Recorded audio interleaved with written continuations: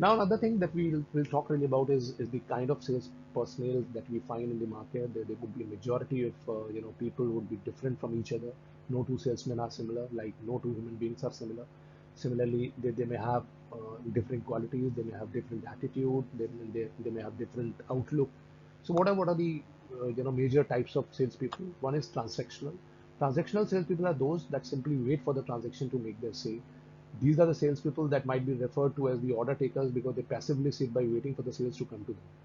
So these kind of salespeople would be very inactive kind of salespeople. Personally, they do not take initiative, right? They participate in the sales process. They are one of the parties in a sales, uh, you know, process, and they simply wait for the orders to come their way, right? So this kind of a transactional sales personality or the salespeople would not be the ideal kind of a salespeople. And in the modern times, when there is a cutthroat competition existing everywhere, the companies would not tolerate such salespeople who are not, the initiators, who do not take, the initiatives and make the sale happen, because the sales will never really come to your way, right? You'll have to make them, turn around in the process in such a manner so that the customer has no other option but to give orders to you. So transactional salespeople would be the kind of salespeople who would be having a very laid back attitude, and who would be waiting for the sales to happen to them. Relational. The relational salespeople thrives off of the customer sales person relationship. This type of sales person is good at quickly building rapport with the customers and often gets sales. Yes. One of the major characteristics, for a good salesman would be that the salespeople really should be very good in terms of building relations with the customers. When we talk about relations, it means the professional relationship with the customers, right? You should have a very good rapport with your customer so that every time a customer needs a particular thing, he gets reminded of your existence. So relational salespeople would be those salespeople who would be having or building very good relations with their customers, right? And majority of the orders that they get, majority of the sales which happens to them, to such people, it's on account of the good rapport, the good relationship that they share with the customers. Closers.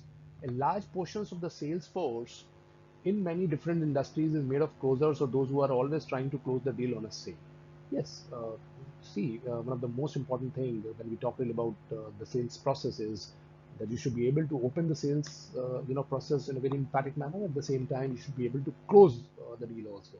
So a good salesman is one really who gets all these cues from the customer that the customer is on the verge of, placing or giving orders, and accordingly the salesman prepares himself and finally closes the deal. So the closers are those people, or those people who are very good, very adept in terms of closing the deal as and when they get any indication or any cues really from their customers. Consultants, yes, this is the modern kind of a salespeople. Consultants are the ones who provide their consultancy. Obviously, when you are working really as a salesperson, you are more of a consultant to the customers. So your job is basically to consult the customers so that they end up, picking up, making a very prudent decisions, picking up those products which provide them or which deliver them some kind of a value proposition. So the consultants are probably the most well-rounded of the different types of salespeople. These are the persons who know how to close a deal and build relationship at the same time, right? So all these sales characteristics which we have, done, right, in the few slides that we have already done, all the characteristics which it talks about, like resilience, tenacity, pleasing personality, confidence, building good rapport, the relationship. So the consultants are the ones who are basically having all these characteristics, in them. They genuinely thrive of a problem solving aspect of their job, listening to the customer needs and helping them find a solution to the problem. These are very, very important things. See, we always feel, majority of the people may feel or may have this misconception that the salesmen or the salespeople are good communicators. No doubt, they've got to be very, very good, very effective communicators, but at the same time, they should be very good listeners also. So unless until you listen to your customers, how would you understand their pain areas? How would you understand their exact requirements? So the consultants are the ones who are not only good communicator or the good speaker, but at the same time good listeners also. They listen to their customers very patiently, and then basis whatever they've listened to, they pitch different products, different services to the customers with higher probability of converting a prospect or a lead into a customer. So the consultants are the ones who are very resilient, who are very adept in terms of building relationship with their customers, who know how to close and open a deal, who know how to listen very effectively to the customers, who can communicate their ideas in a very emphatic manner, an influential manner across the table, sitting to the customer, and they finally end up achieving more and more sales for their company. Now we'll talk really about personal selling process as to what this personal selling process is all about. Number one is the prospecting. Prospecting is all about finding prospects or potential new customers. Prospects should be qualified, which means that they need to be assessed to see if there is a business potential. Prospects are basically the ones who have still not become your customers because they have still not purchased from your system. They're only the potential customers who have the willingness to buy and who have the capacity to buy, right?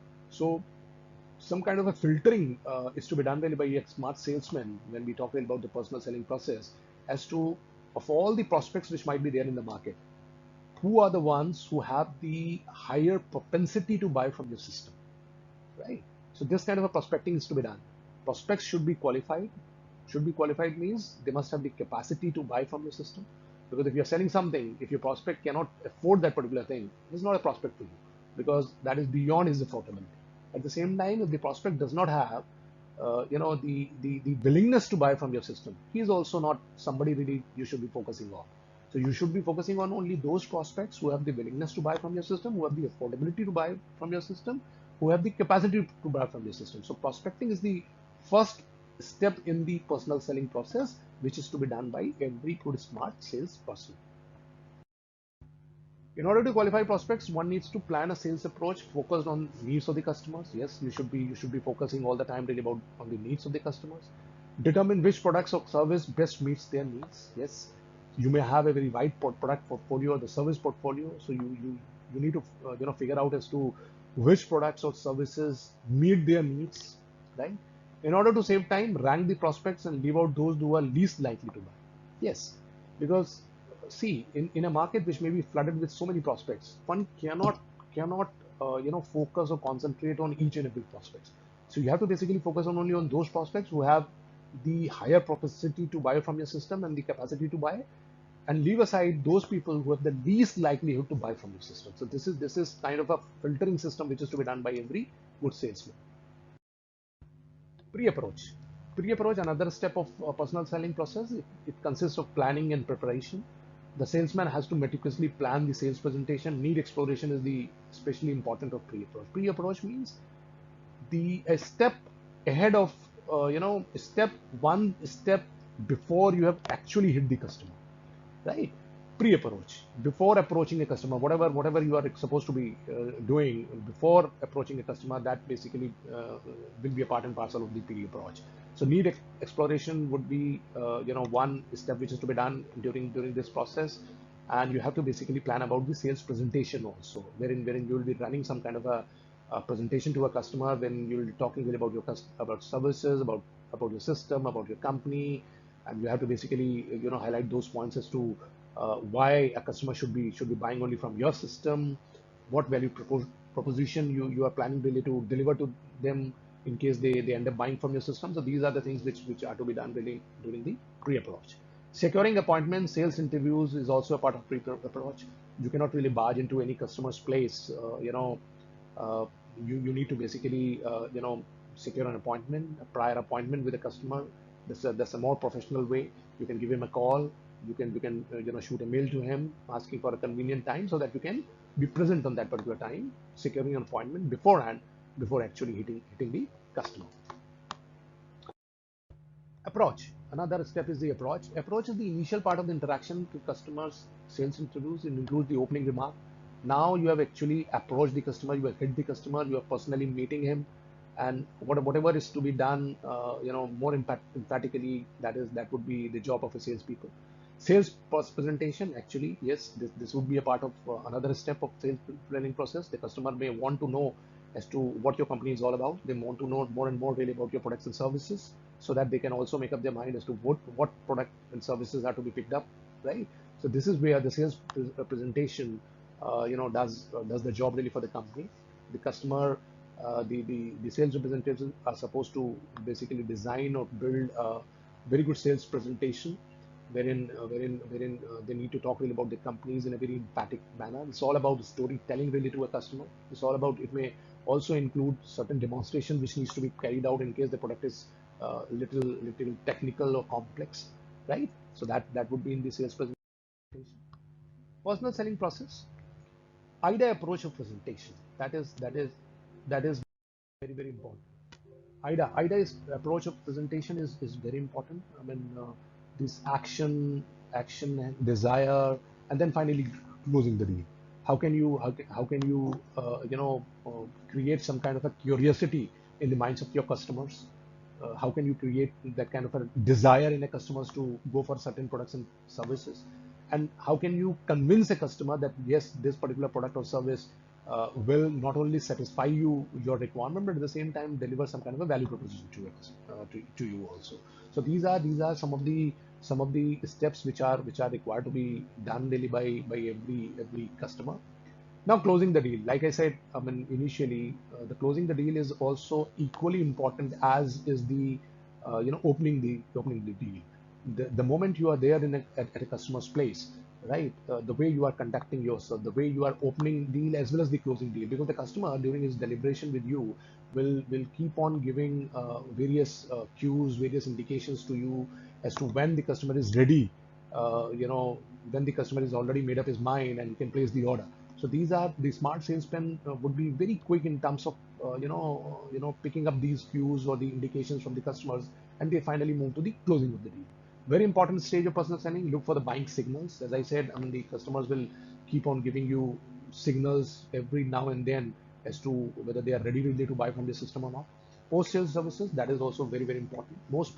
Promptly respond to service requests from customers and follow them up with the concerned departments. Because post sales service means once the customer has already bought from your system, right? How frequently can you still stay in touch with your customers? And whenever the customer has any pain areas related to whatever product or services you have sold them, how quickly can you attend to those, the customer complaints? So that is very, very important, because if you are ignoring or neglecting the post sales services, it may affect your repeat purchases, because gone are the days when you would be satisfied or content with only one time of transaction with a customer. If a customer has joined your system, you would want him really to stick around into your system every time he or she needs really any product, right? And if you have those products and services, you can pitch, and you can finally convert those prospects into your customers. So post sales are very very important. They ensure that there is a repeat business for the customers. You can expand the bandwidth of your customer base. This stage calls for developing partnership between the seller and the buyer, because you may see that in the marketplace, there could be certain partnerships which are very strong. There could be certain bonds, there could be certain rapport, which are existing between the customer and the company, which go on for a longest period of time. The customer will always remember you if you have served them well, right? So these are some of the personal selling processes which needs to be certain steps that we have discussed, which needs to be meticulously planned before you actually hit the customer. So this is a kind of a homework which is to be done by every good smart sales person. So students, in this particular chapter, we have talked really about, I'll give you a recap as to what we have discussed. We have discussed really about personal selling, what personal selling is all about, what it does really to a company. We also touched upon the certain virtues or the characteristics of good smart salespeople, what needs to be inculcated by the company in terms of presenting good salespeople, quality people to their customers.